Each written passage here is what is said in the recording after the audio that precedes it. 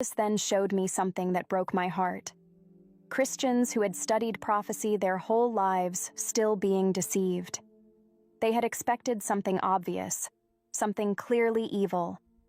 Instead, the deception came wrapped in progress and prosperity. "Tell them," Jesus said, "that the mark will not come as they expect.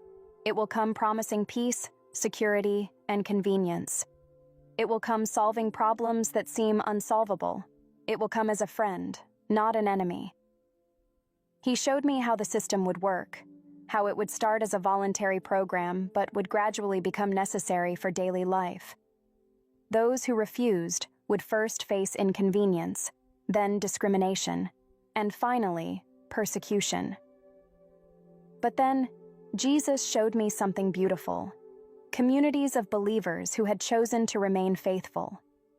These communities had created alternative systems of support and commerce. They lived simply but freely, maintaining their faith despite increasing pressure to conform. Jesus told me firmly, "My children must prepare now. Not with fear, but with wisdom and love.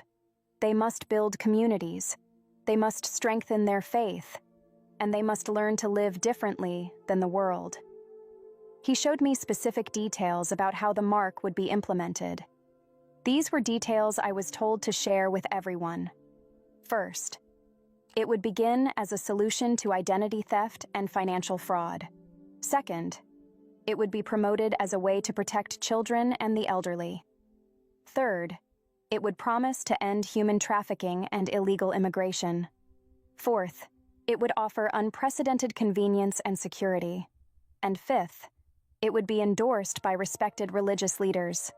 These leaders would argue it couldn't be the mark because it didn't require denying Christ. But Jesus made something very clear. The mark's power wouldn't lie in its technology. Instead, it would lie in what accepting it represented: a final choice between trusting in human systems or trusting in God. As these visions continued, Jesus explained more about the timing of these events. While he didn't give me specific dates, reminding me that no one knows the day or hour, he showed me signs to watch for.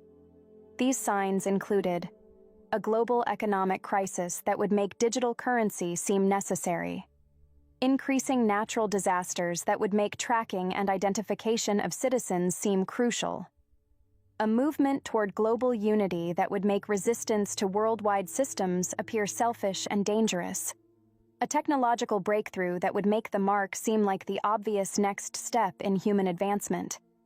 But what Jesus emphasized most wasn't the mark itself. It was the preparation believers needed to make now. He showed me how Christians needed to take specific actions. First, strengthen their personal relationship with God through prayer and Bible study. Second, build strong, supportive communities with other believers. Third, learn practical skills that would help them live independently of the system.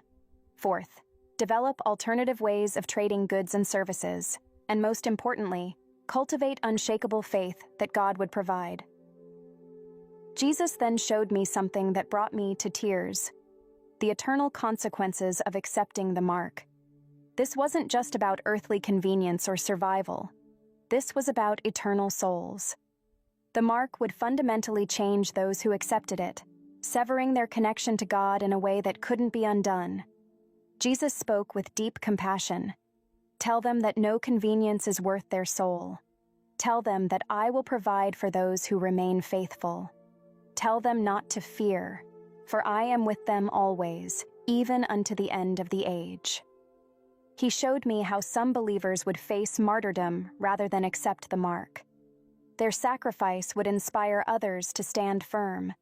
But he also showed me how he would supernaturally provide for many who refused the mark, just as he provided manna for the Israelites in the wilderness.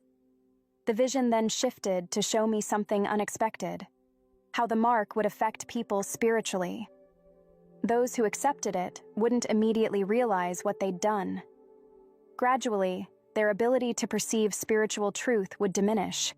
Their hearts would harden, not suddenly, but progressively, until they could no longer feel the Holy Spirit's conviction. Jesus explained why this decision was irrational.